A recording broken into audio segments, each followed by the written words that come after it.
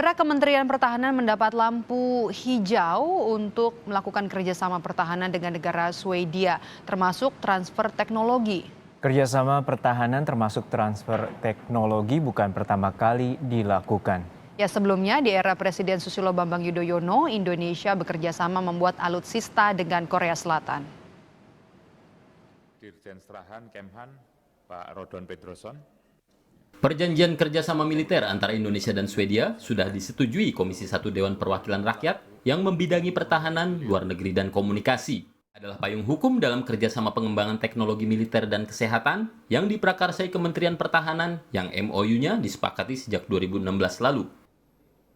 Pendukungan atau kerjasama dalam bidang industri pertahanan yang dapat mencakupi transfer teknologi, penelitian bersama, produksi bersama, pemasaran bersama, dan juga jaminan kualitas. Pengembangan kegiatan yang mengarah pada kerjasama dalam kedokteran militer dan pelayanan kesehatan militer. Payung hukum ini dibutuhkan sebagai persetujuan antar negara melakukan kerjasama teknologi, termasuk Swedia yang berjanji mengalihkan teknologinya buat Indonesia. Ini langkah lanjutan Prabowo untuk memodernisasi alat utama sistem persenjataan Indonesia.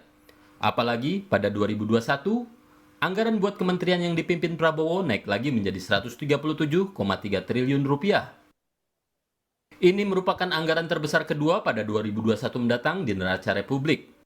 Catatannya, duit sebanyak itu bukan cuma buat memodernisasi senjata, tapi juga membuat sejahtera prajurit di lapangan.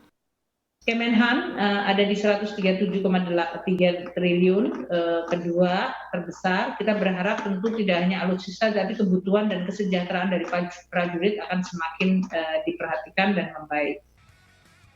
Anggaran Kementerian Pertahanan sejak Prabowo menjadi menteri besarnya signifikan. Sebelumnya, anggaran kementerian ini naik turun besarannya.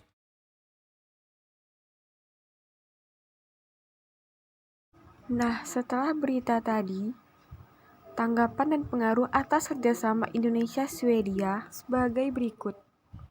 Peran bangsa Indonesia dalam kerjasama ini tentunya untuk mengambil manfaat sebaik mungkin dan saling menguntungkan kedua belah pihak. Indonesia dan Swedia bisa melakukan pertukaran informasi Dan praktek terbaik serta memajukan kerjasama antara instansi masing-masing pihak di bidang penelitian, pengembangan ilmu pengetahuan, dan teknologi. Pengaruh dari pengesahan perjanjian kerjasama ini akan membuka kesempatan bagi Indonesia untuk pengembangan industri pertahanan, mengintensifkan kerjasama pertahanan, dan meletakkan landasan hukum yang kokoh bagi kerjasama kedua negara. Selain itu, Prabowo sebagai Menteri Pertahanan menyebut pengesahan perjanjian juga akan berimplikasi positif terhadap aspek politik kedua negara, meningkatkan hubungan bilateral sehingga diharapkan mendorong penguatan kerjasama di bidang lain yang bermanfaat bagi kepentingan nasional masing-masing negara.